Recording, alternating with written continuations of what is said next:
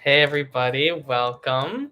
All right, so today we're going to be talking about emotion and vocal expression, which I think is a really important and powerful topic. We talk so much about technique and all of these other things, but this is actually also essential. In some ways, we think of it sort of as like the end of the practice, right, as we perform, but it's also sort of the beginning as well. Um, I'm going to talk about sort of there's like a lot of different theories about how we work with emotion and what we do. This is sort of from the school of like acting and some things I've picked up from college. I think some of these theories are really, really interesting, but sometimes not necessarily easily applicable to what we're doing as a vocalist or a performer or musician. One good example of this is like emotional mapping. So, it's really a fascinating topic, and I'm not hating on it at all. Which is like thinking about the subtle differences of, from one emotion kind of moving into the next, like what the main emotions are. This is all like really, really cool, interesting stuff. But when we perform, sometimes if we're like thinking about applying an emotion to something, it'll come across as very like insincere or awkward. And it's because we're sort of like, I need to be sad right now. And so I'm going to create like a sad face or a happy, joyful face. And like, yes, we can definitely do some of that. But I think actually there's a more powerful practice, and it's a little more subtle, but it's actually something that we can practice and work on. And I think that's really powerful. It's just a little more on the mind sort of aspect of the mind body connection. And the voice is all about the mind body connection. So it's how our mind influences our body and our expression. Um, so the practice is called sense memory work. I don't know if this is something that people have heard before or if it's like necessarily a common term, but it's something that I learned in college. I think it's really, really powerful. It sort of goes into the mindfulness kind of meditation activity, but you'll see how it has a direct application to what we do when we perform. Um, so the principle is this: we want to dig into our memories for experiences. Emotions are messy. This is why I think like emotional mapping can be a problem. We have conflicting emotions sometimes, and that's interesting and powerful and part of our practice as a musician and someone who's performing and expressing themselves. And so I like to honor that. And I think that when we simplify, sometimes that's actually a problem. So we all have experiences, and it's a powerful thing to kind of to start to try and bring yourself back into your memories and your experiences using your senses. So that's why we call it sense memory work. So I recommend, sometimes when people are starting this, they want to go to like really deep, intense memories. You can do that, of course, obviously, but I think, I'd recommend that you can do this with all sorts of memories, and you practice the mental skill of essentially just recreating the experience in your mind a little bit. This is a mental activity. Like, you can close your eyes, you can get into a comfortable place. I recommend that. Although you can also just do it by sitting and thinking, and you don't have to do any of those sort of outward expressive things. So the concept is, when you have your memory, and again, we'll talk about sort of, this is hard for some people to just jump into this practice. And so we'll have some workarounds and some other ways of sort of approaching it. But I just wanted to kind of lead with this. So start asking yourself, with the memory that you have, what are the senses that you experience or that come to your mind? Some of the main ones, obviously, sight, sound, touch. Sight can be like, who's there? Does someone come, as a person? Is it an environment? Sound can be words that people have said or say to you, all sorts of things, right? It could be the absence of sound. Touch can be a lot of things as well. Your own sensation, also the sensation of other things influencing you. And then, of course, there's also taste and smell, but I kind of like wanted to lead with those three sort of main ones that can often be very powerful. So you take some time and you just start to kind of recreate the memory. When we create memories, it's our interpretation of things that have happened. Sometimes it's great to actually use some tools like, photographs, objects. They can all be part of this process. And you sit with that, and you journal sometimes. I think is nice to kind of write down. But the main point here is that we're not like, I'm going to try and conjure up the feeling of sadness, or I'm going to conjure up feeling happy and in love, because that creates a sort of artificial framework. And I think it's actually more powerful to kind of dig into your experiences and notice what your body does. And you might find that it's not a lot at first, uh, but every piece of information is valuable, and these things start to grow on themselves. So you can see it's kind of similar to a lot of the practice that I do in a physical way as well, right? We do these motions, but we don't try to force them so much as notice the effect that they have, and that starts to influence our body, and we change over time. Um, so the practice is to sit with experiences. And I just like to pause here and say that this takes some time. Actually, you might feel it's really awkward at first, but or hard to even visualize or remember things that you did. Pick memories that aren't so far away, right? Um, uh, yeah, good to see you again. Yeah, I'm back, and I'll be doing one next week, and then we'll be going kind of alternating sort of every few weeks. So this is actually, it's surprising that this might be the practice, but I think this has actually been really helpful for me. Um, yeah. Yes, yeah, we're gonna talk about the nerves thing too, because I think ultimately when you start to learn how to do this, it actually awesome. I love seeing that too as well. Yeah, sort of seeing me live and seeing me in sort of that sort of creating a syllabus and sort of a project to work through. So I'm excited for you to go through that course. Yes, nerves play a big role. In fact, they kind of get in our way of emotions, and that's often when we start to do the artificial things. So I actually find that when I go deep into those memories and those experiences, other things start to melt away. I kind of try to serve that as what's powerful and what's happening as a process. And that's why I think when we're forced to just sort of do that all of a sudden, like, okay, great, go and present it and like show your emotions, like that freaks people out. Uh, yeah. I would recommend as well, Maria, just because you're mentioning this. Like, there's a lot that you can do as a physical practice. A lot of the other things that I teach. There's actually a particular thing about working with nerves, working them out of the body, and also some mental practices. And this certainly is part of that process. I think as we start to understand our emotions and what the sort of the physical effect that they have, the more we learn how to sort of navigate this and sort of point our consciousness in different ways to sort of amplify certain things. And that's really what we're doing here with the sense memory stuff. But you can actually also do it with, for example, a feeling of calm, like your happy place. And I know it sounds really silly, but you have to work on this ability.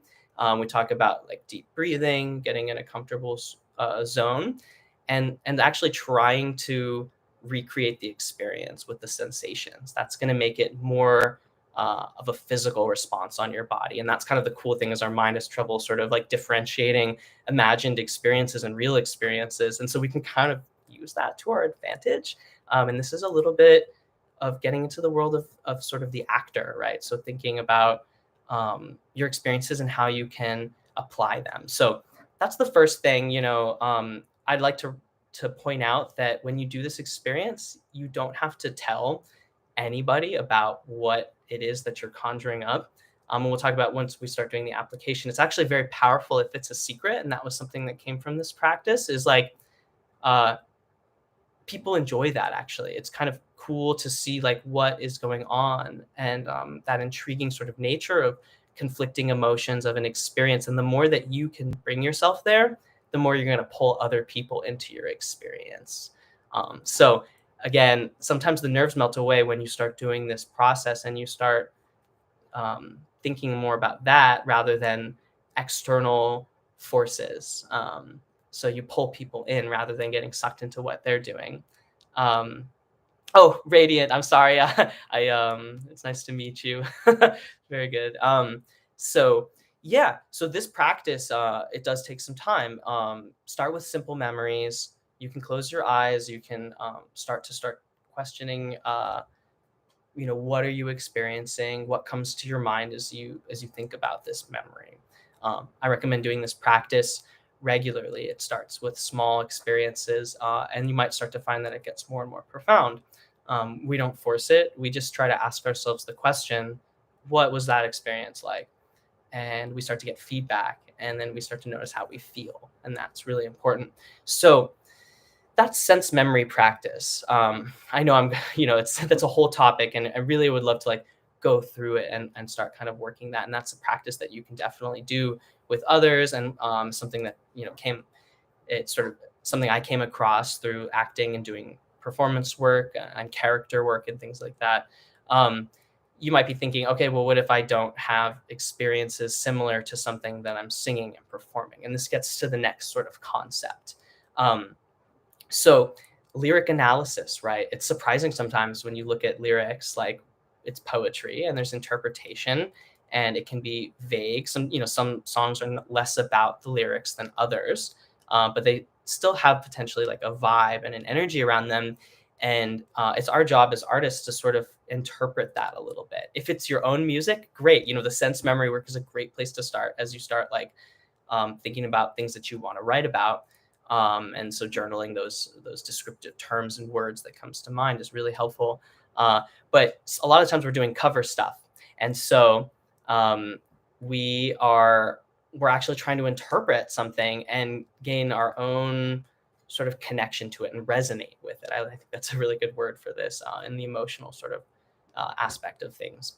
And so with that, we need to look at the words, we need to listen to the artists, we need to watch them and start to get a sense of like, what do I resonate with? What emotions and feelings, memories do I get transported? What comes to mind? And this is where you can start to connect these two concepts of your practice with your sense memory work, and then what a song can evoke in you. And music is really powerful with this. So if you do a little bit of that work on your own, then oftentimes the music will accelerate that and will pull you into a really emotional state. And so that's why I think it can be a subtle practice. If you try to force it, a lot of the times you're missing your ability to sort of connect in with that. And that's why being present as you perform is really, really helpful. Um, yeah. It's an interesting concept that you're pointing out. Let's maybe talk about that a little later. I think that's kind of more of a physical thing sometimes, and again, it has to do with when we're nervous, we have more trouble controlling our body, and if you're nervous, you'll tend to kind of maybe over engage sometimes, and then you can't let go, and then riffs are often on the rebound. There's a whole cool course on that with riffing, and I definitely want to cover that one again because I think it's really important. It's a lighter technique than people think. Um, but I'm going to keep going with this concept. So we've got lyric analysis. This is essentially working on some empathy abilities, right? Like, can I start to resonate with this? Can I bring myself to what someone is describing and understand it?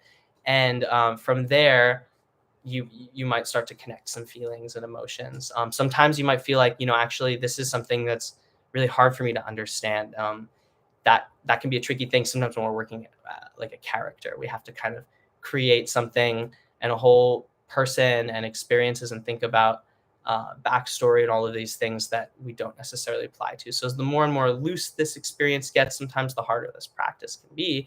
But it kind of operates under the principle that we all have this powerful empathetic connection, and music and all of this when it's a song that really speaks to people, you can connect into it. And so, you know, it's totally fair to be like, I'm having trouble resonating with this song. Songs get to people at different times in their life in different contexts. And ultimately look around and see if you can find something that you resonate with. There's so much music out there. And I definitely think that there's something for everybody that you're going to really connect to. And then you start to, apply what you've done with your sense memory work. I recommend even like right before you start singing, you can take a moment and start to do that practice for a second. And that can help you connect into something that's a little extra or a little different from like, oh, am I going to do a good or bad job? Because sometimes when we're worried about that, that's when we get less expressive, right? So this is why I think the nerves thing is really, really important.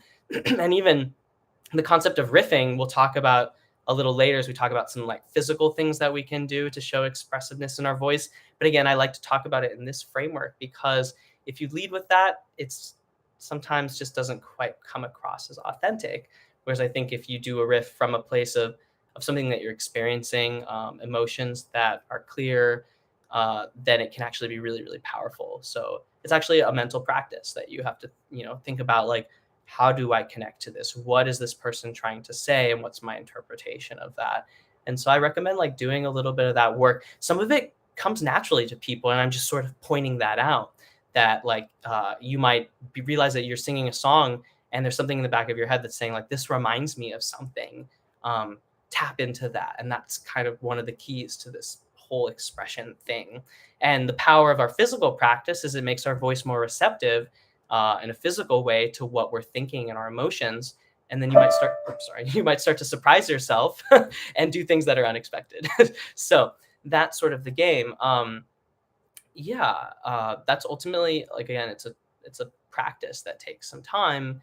You might want to ask yourself questions like, you know, who's involved? What is it about? Why did I get into this experience? Where am I? How, you know, how are you feeling? All of that can be really, really helpful to sort of trigger this. Sometimes the point is to listen to a song and start to ask yourself those questions. And you can go back and forth between these two skills and start to really tap into things that you're really emotionally connecting to. So again, emotions are messy. You can start to name them. I think that can be powerful. But again, I don't think you should lead with like, I need, this song is sad. So therefore I need to think looking sad, right? And like putting on a facial expression. That's sad. That can only take you so far.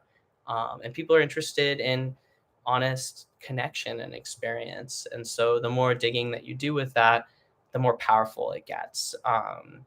Yeah, that's going to be the main thing, and that's also true for when you're composing stuff as well. Um, so this kind of gets us into the next topic, which is there's definitely some physical things that we can do that show expression in our voice, and some of them will seem very obvious, but again, they don't quite work unless you're actually doing the mental work as well with it. So some of these are changing your composition in general. So like, again, this is for songwriting. Like if you're writing music, it's pretty obvious you'll see this happens a lot, right? Like melodies will go up when there's more emotional energy, changing of registers, a change of tone, holding a note out longer. Like obviously all of these things are going to impact what you're doing. And so we write these things in, like you'll notice most songs will start kind of in a more relaxed place, and then we'll have some sort of emotional climax.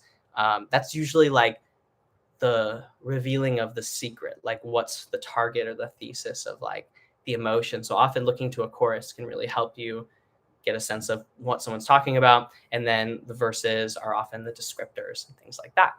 Um, so yeah, this is kind of a thing that we can start to talk about. Like, for example, like if you're singing with one kind of tone the entire time, that's going to not necessarily show much emotional impact.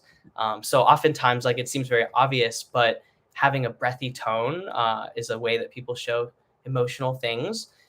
So instead of like singing with just full kind of like strident singing, if we pull it back and we learn some of our soft mixing abilities, that's going to start to show some emotional things. And this transition from breathy tone to a more engaged kind of full tone, either way can be something that shows an emotional transition.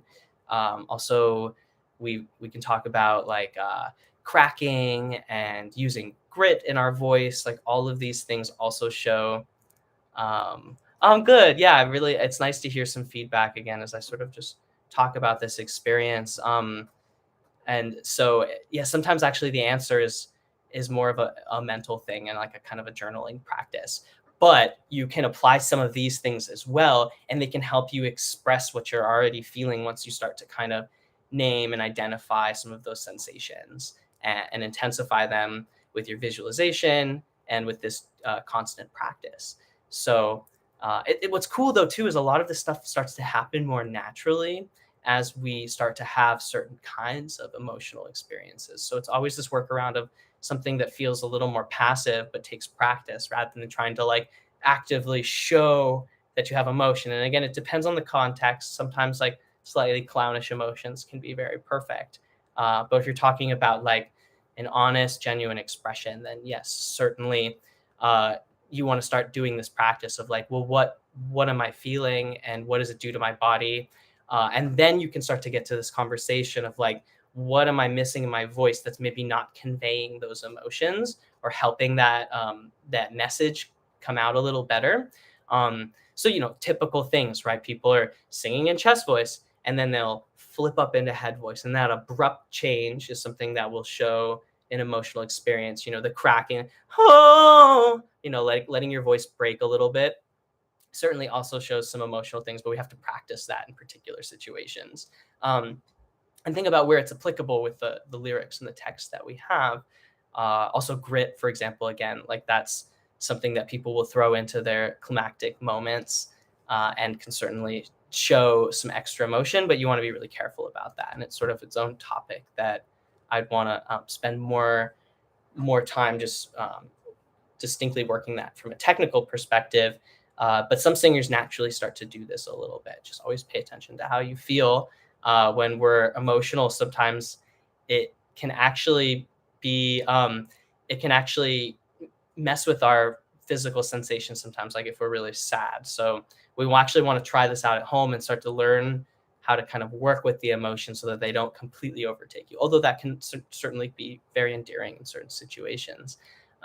Yeah, and so I really like that you mentioned this, right? Like we're so fixated on technical things that we forget that actually emotional work and emotional intelligence is something that is also I classified, I think, as a technique and something that you can certainly work on. I mean, actors do this as their profession, and they're constantly thinking about a character and motivation and trying to bring themselves into that experience so that they can kind of walk those shoes, right? Like that's, if it's you, then that can be really powerful. Sometimes it can be about things that you're imagining or that you're sort of interpreting as well. But it's actually a practice that you can work on. And that's what I really wanted to spend this first sort of like, 20 minutes or so is talking about that. Like you have to do a little bit of digging, but you'll actually get a lot of power from it. Even just small things that you notice when we're in the heat of the moment and we're expressing things, depends on the situation and the context. And we have good music that helps us sort of connect in with that. It sort of accelerates what you're feeling and experiencing, and you'll sometimes surprise yourself. And ultimately, it's just this weird thing that we're all very empathetic. So we are curious about what's happening with a person. And so if you're showing something, it actually strangely backfires. Like if you're like, I'm trying to show that I'm very sad or very angry, it just we can tell generally. And I think that it's more powerful to be honest and yeah, and then things will start to grow from there. It really does take some time. um yeah, it does. It resonates, and it resonates with the music. And when this is sort of like the power of music is like when we can connect our sense memories, get transported by something that we hear that's well connected to that, or perhaps in contrast to that too, right? It doesn't have to always be exactly that. It can be sort of the interaction you have with the music, and that can create some really really interesting things that happen.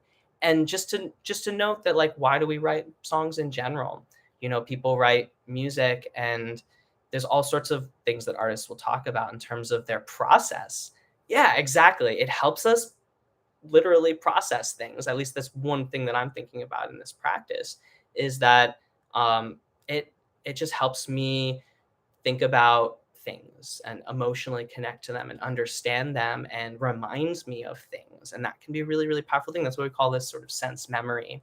Um, yeah, hey, welcome. Good to see you. And that's actually like the seed of this power, right? When you can start to really hone in and capture that, like, oh, that's reminding me of this, and then think about what you're feeling. You can start to amplify that, and that's why resonating is a really great word, because when we sing, we also resonate by lining things up, and then all of a sudden everything starts to boost and amplify off of it. So this is why if you're nervous, sometimes we start to lose our senses, right? And I talked about this in sort of the nerves and anxiety um, live stream a while back. And it's, like ultimately we need to actually gain connection to our senses, stay present, and that helps you get out of that sort of situation. Because ultimately, when we're nervous, what's funny is sometimes it causes that freezing effect, right, where we actually become less expressive. And that's sort of the game that you want to work out before you show up to a performance situation. Because again, I think what's so hard is we don't have practices for these things, and people show up to do something artistically and expressively, and it's just like all of a sudden, like, okay, great, now be emotionally connected. Like this happens with like directors all the time and like choral things or whatever the situation. You can't at the last second be like, okay, now figure out why this is important to you after you've learned it. It's got to be integrated into your entire process. And that's why I talked about this as being something that we do at the end and something that we do at the beginning. And I think that's really important. And it's okay to say, I'm having trouble connecting to a song. There's some work that you can do, and sometimes it's just a matter of like that song, you need to go find something else that you can connect to. And maybe that song, as you have more experiences in your life, will take on some new meaning. Things change, right? Like songs take on completely new meanings as you get older. And this happens with artists all the time. Um, yeah, exactly. Exactly. And yeah, exactly. The concept of approval and this whole process. And so I'm just sort of trying to switch away from that concept of impressing, which I think is really important. Obviously, like, but that we want people to be like, wow, that was really beautiful and meaningful. But I just, I think it's a workaround of like, I think what's meaningful is when people are observing that process and that experience, and when uh, you do that kind of thing, you start to realize that you have something to say and to express. um, yeah, exactly. Writing can be a really, really powerful thing. Recording can be really tricky because at that point you're trying to like, yeah, exactly what it's a really good point. Like it's the very beginning, right? Is the writing aspect, and then the recording happens, and you're like trying to uh, capture, consolidate a moment or perhaps a process that you've been experiencing for a while now in one day and in one moment. And that's what's, yeah, exactly. It's what's both really nerve wracking, but also really, really rewarding and powerful. And that's why people need multiple days sometimes. Some days our head's just not in the right place and we're having trouble reconnecting to why we wrote the song, what it means to us, especially as you start going down that rabbit hole of like, should I do this option or this option? Um, yeah, exactly. And you've distanced yourself from the event. And so that's why this whole sense memory thing, I think, is actually like essential. It's really, really important. And it's about emotional recall. So it's like we all have emotional experiences and they're all valid. It's about the expression of it, and that's what's hard sometimes and really interesting is when we have trouble expressing what we've been feeling in a moment that, like, let's say you're having a conversation with someone and you felt this thing, and then now you're talking to them and it's totally different, and it's like, how do we figure that? Yeah, exactly. This is the answer is through this kind of practice. Is you actually have to strengthen it like a muscle. um, you have to work on your ability to get that kind of recall. As someone performs a lot, they get more and more chances to sort of drop into the flow. But you also have to spend time practicing with your songs, not just to think about them for technical accuracy, but to think about like, am I having emotions as I'm experiencing this? Do I connect to this at this point? Or, and this is what's a delicate flow. Um, this is a delicate flow. Like sometimes when we over rehearse things, we start to it loses its freshness. And so a lot of artists will tell you, and it's a really interesting thing in like performance practice, is you want to get something just ready to the point you're ready to perform, but it's still like a little unknown and um, a little fresh in your mind, right? And once you cross that threshold, it can be really challenging. And so people will cycle songs, and you'll take maybe a little bit of time away from it. And then you'll find, at least this is my own personal experience, but you'll find when you come back to a song that there's this refreshed kind of presentness that you have with it. And you might actually have a new emotional connection or a new memory to connect to it, right? Because that's the thing, is our experiences are constantly changing. Um, uh, yes, so there you go. That's sort of the concept that we're mainly talking about. And I do recommend, like, you can sit there and you can close your eyes and you can start to take yourself to a place. You can look at a picture. You can start to think about, like, what did people say? What happened in that memory? How does it feel? and start to write some things down. And you might notice that you actually start to smile, or perhaps you start to feel your heart rate change, right? Or you start to get hot, or you just start really remembering something that someone said and it keeps echoing in your head. And that's maybe something that you want to process. And that can be a really great tool to use as you're performing and singing. And again, you don't have to necessarily tell people. It's kind of like channeling, and you don't have to tell people the answer. You can if you want, like what you were thinking about. But ultimately, I find it actually most powerful when you keep that your own sort of secret, or at least not like publicly. And then you can use that tool in different songs, and it can start to become a thing. It's a really challenging thing to express to people because everyone has unique things that they resonate with. I mean, there's obviously songs that are very universal and a lot of people feel connection to. Um, but the answer is when you feel that connection, like what are you thinking about? What comes to your mind? And so that's where it becomes like a meditative practice. From there, like there really are some physical things that we can do. And so if your voice has trouble sort of changing shape or timbre, or having a change in range, if your range is really limited, these can sort of take away sometimes from the emotional expression. Not necessarily. Again, I really think that first component is most important. Um, but there are some things that you can do through your vocal practice to also find emotional work. I mean, some of them are obvious, like just what you mentioned, like riffing can be a very emotional experience, right? When we do what we call like a vocalise, like we go outside of what we're singing, we start to improvise, perhaps. Sometimes they're very planned. Uh, but it's usually at a build up in a moment where words don't, the words have been said, and the experience is now almost just more of a physical emotion. And then you can do lots of riffing. You can, people will change up into like switch up into head voice often because it has a drastic change in timbre. These are all great ways to show an emotional change, right? If you have everything at the same volume and everything at the same kind of timbre, our attention starts to be sort of lost with it. And so we don't get that sort of dynamic expression. So this is why being musical helps with our emotions. So like literally dynamics, like, I need to find a softer way to start this or to say certain words because of what they mean. And if you say that with the wrong sort of energy, it actually gets kind of confusing unless you're purposefully trying to do that. So ultimately, it's about the choices that we make. But this is this weird game of like we feel ourselves emotionally react and we say, I like that. That's sort of a choice that I want to make. And then we practice our ability to get there, right? This is why, like, when we talk about performance preparation, practice is one phase. This is where you're exploring that kind of stuff. Then we have the dress rehearsal. And this is where you want to put yourself in a situation where you're kind of on the tightrope, where you have to see if you can just connect into that stuff after you've been working on it for a while.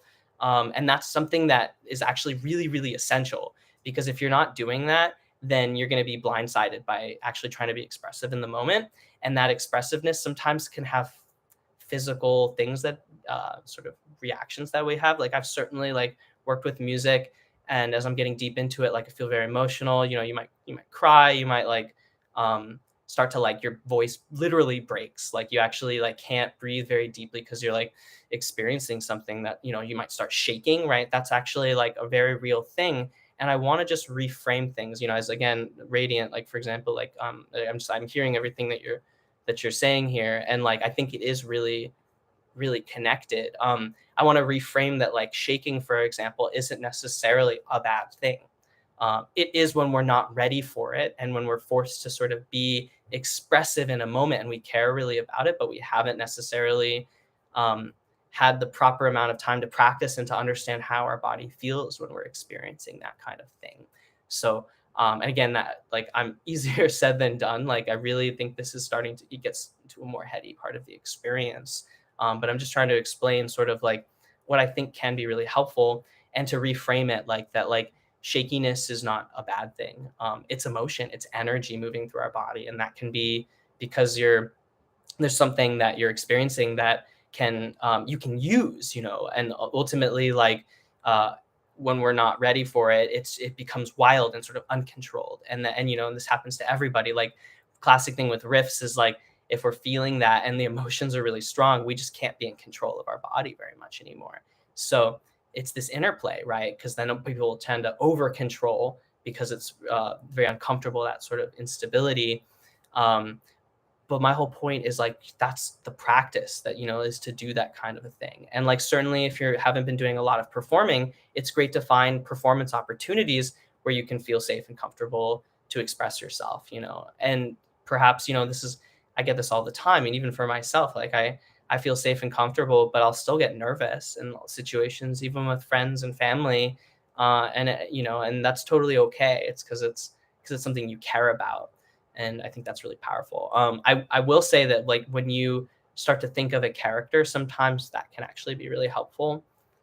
When you get deep into these kinds of things, you can start to channel your mind into the expression, and then the nerves start to kind of dissipate. At least that's something that I found can be really helpful. But there's also some physical things that you can do, working on the deep breathing, doing some of these exercises where you're working on smooth support. So going like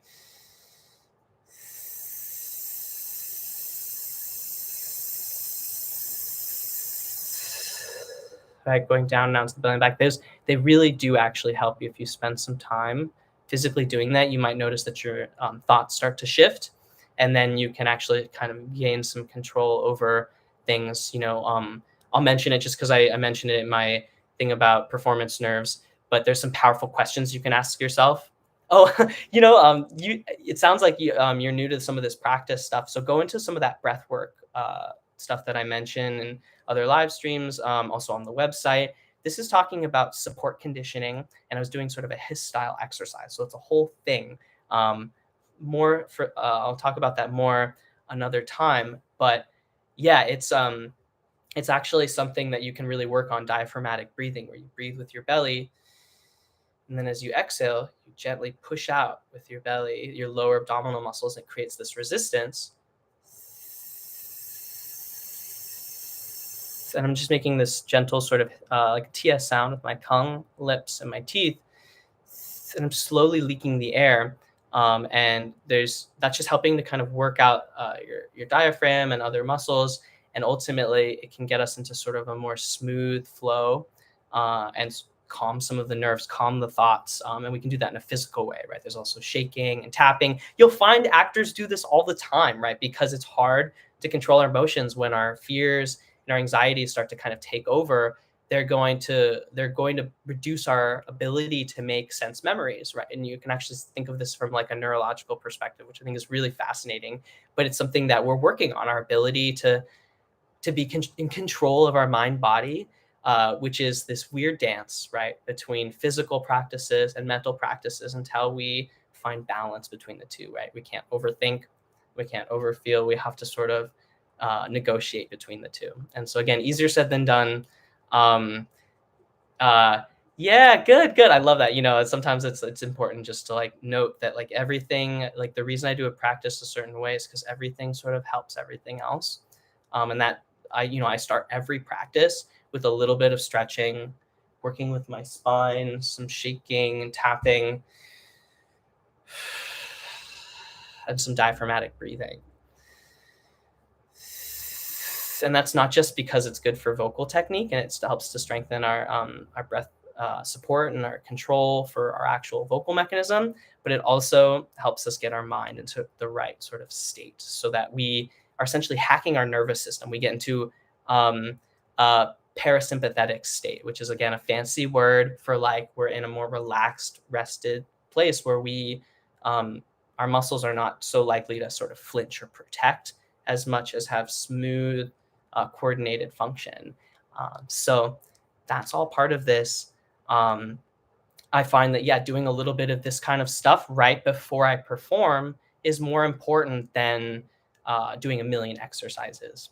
So that's what's the kind of the funny thing, right? Is like right before we perform, sometimes we go over on our head, like, what do I need to do? Well, what might I mess up? Like, what if things go wrong? And I just try to change that visualization around. I think about like what I'm about to do and what it means to me, what memories come up, deep breathing, trying to get my body just sort of relaxed. And so, do some body scanning, like notice things that are trying to hold potentially, like maybe I'm gripping my fist or curling my toes, right? There's all sorts of ways that we can hide these things, shake them out. That's actually more helpful. And so I have a whole class of exercises I call like perform like a pro. And the way that I think about that is when you're a pro, you're performing all the time. Uh, um, I at some point I will, but I try to actually kind of avoid a little bit of that too much because I can't, I need to ultimately prepare a certain kind of song, and there's certain things that I can't do through 30 Day Singer because of copyright sort of issues. So it becomes a thing. But I will keep that in mind, and I think that could be a really fun thing for something coming up soon. Um, yeah. So I totally know what you mean. Ultimately, I recommend too, like I perform in certain areas and things like that constantly with a lot of my students as well. We're working on songs, and so you'll catch me doing stuff in those classes, of course. Um, and yeah, it's really important. We all connect to different things at different times. Again, I wanted to kind of keep talking about sort of this physical thing, which I think is really important. People tend to we lose trust with our voice. And so we tend to just want to do exercises over and over again. And it makes us kind of rigid. So it's always this careful balance. And often as a pro or performer, I'm actually calibrating and not over warming up.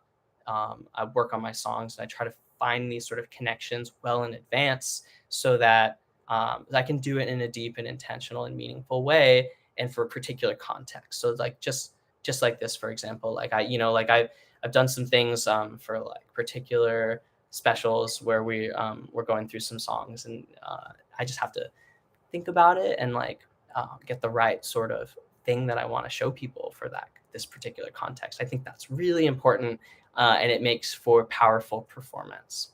So that's what I would say about all of that. Again, so sometimes when we carefully add runs, when we're changing our dynamics, these are all choices you can make that can help you look more and sound more emotional. Singing with a slightly more breathy tone. Um, yeah. Oh, no worries. That you can always go back and check these out. We talked a lot about sort of sense memory, mind work stuff for emotional expression, which I think can be very, very powerful. So yeah, again, now we're at this sort of physical part of it, which is, yes, there are a couple things that you can add in stylistically that can show certain emotions, but it really depends on the context of the music. Like, for example, in jazz music, scatting might be something that can be an emotional thing, but sometimes it can just be a purely sort of musical expression. It just depends on the context. But ultimately, it's about changing something and having some sort of arc or transition from soft to loud, from loud to soft, from breathy to a more full tone, straight tone to vibrato. These are all concepts of transition that will show an emotional arc or can help kind of guide and support an emotional arc that you're experiencing. And so that's often when I'm like working with someone in a musical sort of coaching aspect. I think about, oh, maybe we want to make this line go a little higher and add a little riff here, or maybe you want to switch into head voice a little early on because it's going to help an emotional connection continue onward and have some specific choices that you're making, right? If you're not making choices, people aren't following necessarily, or maybe not listening, or we all have our own natural sort of connections that we make with music in general. So certainly artists can do this and just sort of sing and like with a general affect or demeanor. It happens often if we're not really like working this carefully. And again, this is a really challenging thing. So like um this happens all the time. Like, I've certainly like found that like as a singer, like I will default into certain things like being earnest and I don't know, like romantic or something if you're singing like lots of tenor music, because you realize that like that's what a lot of tenor music sounds like, is this sort of like earnest romantic kind of a thing. And then it's sort of an interesting thing to explore, like, well, maybe I should find some music that it connects to some other emotions, or I need to write something about something else, and so noting like what are your default sort of like sound worlds. And this happens for artists all the time, right? They become known for doing a certain kind of thing because they sing with a certain quality of voice, and they make lots of wedding songs, or like it's like lots of music for like being in the, in the club, or like, that kind of like a dance sort of music. Um, yeah, yeah, the straw singing is the same kind of thing. I That's really good to point that out. That can be really helpful, just like with the hiss thing. If you're using, I have it here, you can do the same thing, and then it'll create some resistance. This is just like a reusable metal straw with a smaller diameter so that you can restrict the pressure. Um, that actually can really calm your nerves as well. Sometimes people like to blow bubbles in water. That can work. And some of it is just taking your mind um, to something that's a task that you can do that's productive, right? Because when we're left with our own devices, we start to kind of amplify certain things. Um, yeah, so this is the concept, right? Our nerves can get in the way of our emotions, most certainly. Our physical technique can definitely change how expressive our voice can be, but ultimately, it's about your experiences and how you connect and resonate with the music that you're doing. So I think it's really important, especially as like, I'm someone who's like done a lot of different music for lots of different reasons. And when you start going into the profession, sometimes you start to lose that connection, right? And you're like, I'm just doing this because I have this job, and that can be dangerous. So it happens. Like you're not going to connect 100% to everything that you do, and you're going to sometimes put in some like default emotions, or like it doesn't require you to like have this deep profound connection because you're not necessarily always 100% like the primary focus of a project or a thing that's happening. And so yeah, you want to just make sure that you're doing your own practice, and this is kind of what I wanted to mainly talk about here, rather than being like, look how expressive I can be, because that can be a little bit on the side of performative, and I don't want to. I want to try to rework the way that we think about a lot of this kind of stuff. It's the practice itself is about this processing of emotion. At least for me, I think that's, even if you're not technically a great singer yet, and again, yet it's a practice that you can improve at.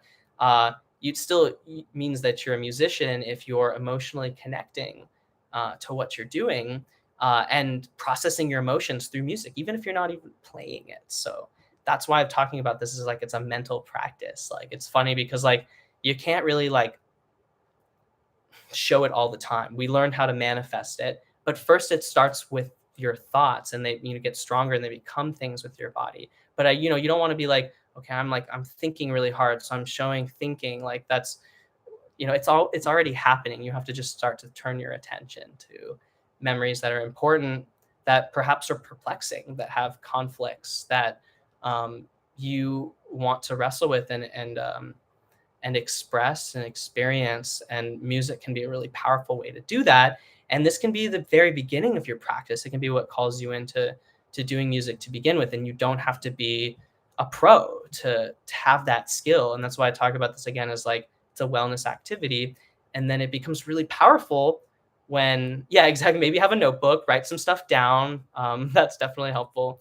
But this is a powerful skill, and that's, it goes back to like, why do we love doing this, and why is it so meaningful to see people go through this process, cathartically, another word that, fancy word for like having sort of an experience while someone else is having an experience, right? And like that changes the way we're thinking about ourselves. Um, is that what it's all about? Maybe that's the way I think about it. And so you can do that at home. You can do that with friends. It doesn't always have to be on the big stage, but it can be a really powerful thing when that happens on a big stage, because it can be transformative for lots of people. So again, the skill sometimes might seem really daunting. Sometimes we're pushed into doing it too early, and people are like, smile and like be performative, and that can be really stressful and kind of a little traumatic sometimes.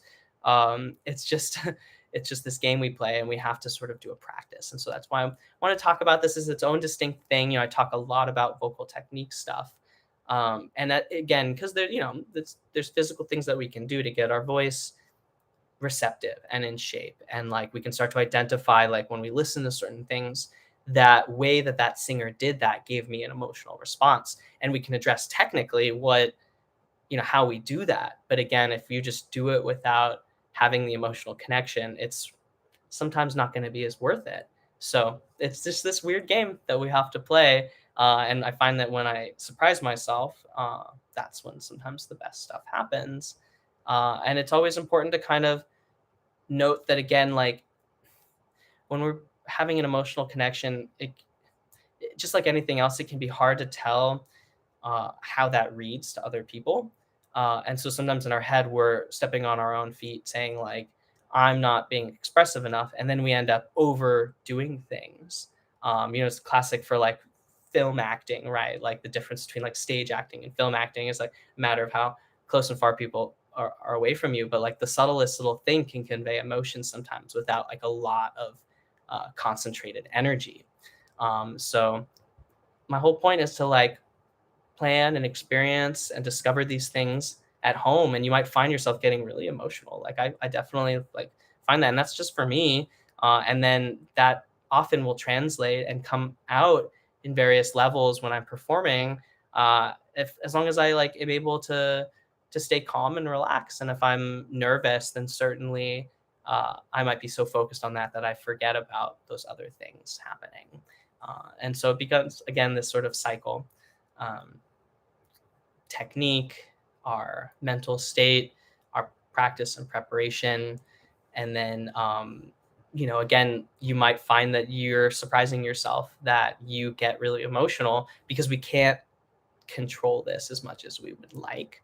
And this is just me being honest about this pursuit and experience. As artists, we hope for certain things, and sometimes it feels a little off, and then sometimes we hit this zone and we just feel like we're flying and we're having all these emotional experiences, and it's really, really powerful, meaningful, transformative. But don't just force yourself to try and have that like the first time right away. That's always my thing. Is like there's a practice, and you enjoy that process, and then over time you just get more comfortable doing that, and all the other people around sort of melt away, and you also start to feel um, a lot of gratitude and also like a lot of connection with people as they come up and they tell you like, like that was really meaningful to watch you, and like it made me think of somebody. Or it's it's sort of this funny like sort of thing, but I'm always, like people are crying, you're like it was really great to thanks for stopping by and everything and listening, hearing out this sort of more interesting topic that's a little more heady. But yeah, sometimes it's this funny game, like, right, if you see a lot of people crying when you're doing like a beautiful piece and things like that, it's like, yes, I made everybody cry, which sounds like a little weird and like twisted, but it just shows that like an effect has happened. There's success, there's some sort of connection that people are making. And that can be really hard, with attention nowadays, right? Like that's not to be taken for granted.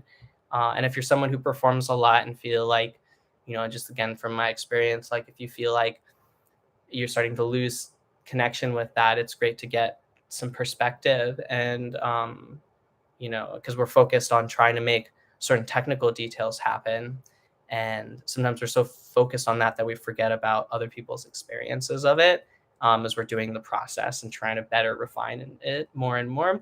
uh, I just like to every once in a while take note and be like, well, I was in the moment and made a few errors, but I was really connected and people noticed that, and it was meaningful for them. So that's kind of the the crux of it, right? Like, what's the point of the thing that you're doing? Um, your voice is a medium, music is a medium for your expression. And so that's why I started this whole thing out talking about like, what are the experiences that you're having? What do you want to express? What are you curious about? What do you empathize with? These are all great places to start. Um, Go out and listen to some music. If you're like, I don't know, then you have to start doing this as your homework. And you might find that it's like this magical thing starts to happen. Like I I find when our emotions connect with our technical practice and our voice is conditioned and stretched and receptive, and we're having an emotional experience, that's when the real music making happens. That's when all the really powerful things happen. So it's just I'd like to like give everyone a specific answer and be like, this is how you sing sad and this is how you sing happy. But again, I think that's the mistake, is to be thinking about it that way. We already have this mechanism for expression, our voice. I'm just talking about ways to help people get into the flow and break cycles where they feel kind of stuck. And we all feel this. We all do. Every performer goes through this process. It doesn't mean that you don't have emotions. It just means that it's hard to express them in the moment, especially while you're trying to do a lot of multitasking. But the music can help. Um, and ultimately, as web-based stuff just mentioned, like, have a notebook, record yourself when you have moments of inspiration.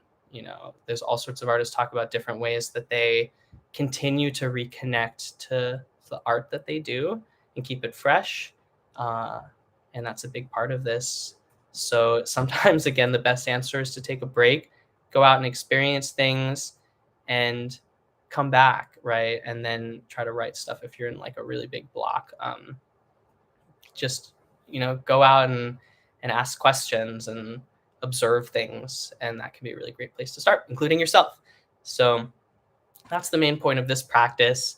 Again, there's this really careful difference between showing off and having a process and making art. And sometimes those two things can really collide with each other, and I think they're both important. uh, but in of themselves, each one without the other can be a problem, right? If you're messing up a lot, it'll take you out of the flow, right? Like if the music doesn't quite work, and like you don't quite get the right timbre in certain things, or hit the note in the right way with enough power and strength, it messes with our emotional connection, right? So it is really important. But if you just do all, I think this is an important thing, like I've been mentioning, and I think it's important that I say it too, because I teach a lot of exercises. Just singing exercises really well doesn't necessarily mean that you're going to be a good singer. And I think that's really important. You can be a really great technical singer and still not necessarily uh, impact people if you're not doing this other kind of work. Sometimes it becomes more about your presence and about your emotional intelligence and your ability to kind of tap the pulse of what people are feeling in your generation, what's going on in your particular your life experience. And the beauty of it is that, like, if you're feeling it and experiencing it and you can name it, I bet you someone else probably is too, and that's what's so beautiful about this. um, yeah, yeah, that's a really good point, Shane. Connect with people. Smiling is a really powerful thing. um, there's all sorts of tools that we use in our tool belt. And then once you start to feel safe, and you start to kind of center yourself, then that's when all the really powerful things happen. So it takes time. It really is. It's like easier said than done. And I'm like, it comes and goes too. So we're always practicing this. But hopefully that just gives a little more insight as to, like, what's going on. Listen to actors talk about their process and their method when they're trying to get inside the head of, like, why a character might make certain decisions and act a certain way. And you realize it's very detailed. They're thinking about it a lot, and wrestling with certain things, and then you start to kind of build up a character. Again, like as a singer, sometimes we do our own expression, and sometimes we are literally like a character in a show or an opera. And you change your whole vocal affect based on the character and their decisions. So this is just to scratch the surface again on a live stream. I would love to talk more about it in the future, and we probably will. And please, like, respond with more questions, comments, things that you find are helpful for you. That's the whole point of this, right? Is to kind of have this dialogue and a community of supportive singers who all support this process of using the voice and music to express things. So hopefully this has been helpful, and I will catch everybody next week. We're going to be talking about rhythm stuff. So this will be helpful, especially if you're with singing with a group like a band or a choir, dealing with a conductor, and you're finding that you're having trouble staying in time, right? So more to be said about that next week. and I will catch everyone then. So take care, everyone, and I'll see you next time.